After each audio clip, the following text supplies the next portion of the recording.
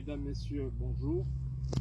Donc nous nous retrouvons en ce début décembre pour la période hivernale qui démarre et j'ose dire le début de la nouvelle saison 2023 pour le cycle de la vigne qui pour l'instant est endormi, que nous taillons, et en même temps nous allons vous expliquer tout cela à travers une série de vidéos.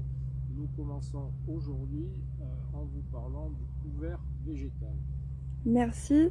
Alors, qu'est-ce qu'un couvert végétal?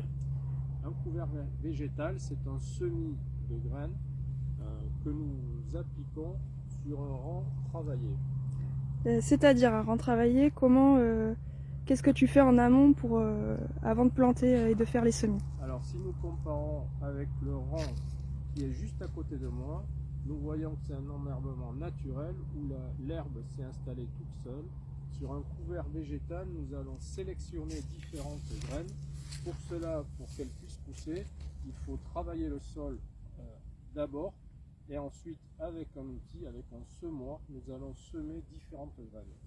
D'accord. Et ces différentes graines, quelles espèces as-tu choisi? Alors cette année, nous avons choisi trois espèces différentes. D'abord, elles sont d'origine biologique, agriculture biologique, puisque l'ensemble de l'exploitation du château au Gréseau est cultivé sous la méthode de l'agriculture biologique depuis 2020. La première récolte en agriculture biologique sur l'étiquette sera 2023. Donc, au niveau des graines, il y a trois types de graines différentes. Les deux premières sont l'avoine et le seigle, qui sont des graminées. Alors, on les sème, elles vont démarrer, mais pourquoi est-ce qu'on les choisit? On les choisit parce qu'elles vont d'une part, par leur tissu racinaire important qu'elles développent, restructurer le sol, permettre une humidité à l'humidité de pouvoir se conserver au moins de plus d'humidité pour les mois d'été, pardon.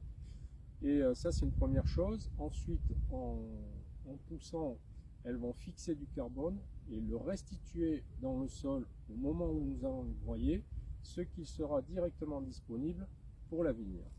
Et ça, ce broyage, c'est à peu près à quelle saison? Alors ça va se situer à peu près entre le mois d'avril, mai, juin, suivant la pousse et suivant la météo, et c'est à cette période que nous l'effectuerons. La dernière espèce que nous utilisons est la Vesse pour cette année, qui est ce qu'on appelle une famille des légumineuses.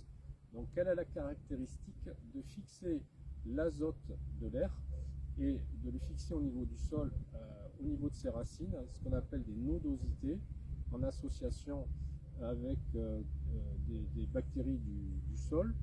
Et ensuite, de la même façon, quand la plante est broyée, elle va le relarguer au niveau de la vigne. Voilà. Donc en fait, pour nous, c'est un système assez vertueux puisque ça nous permet d'avoir un engrais organique qui est directement amené par ces plantes. Voilà, exactement.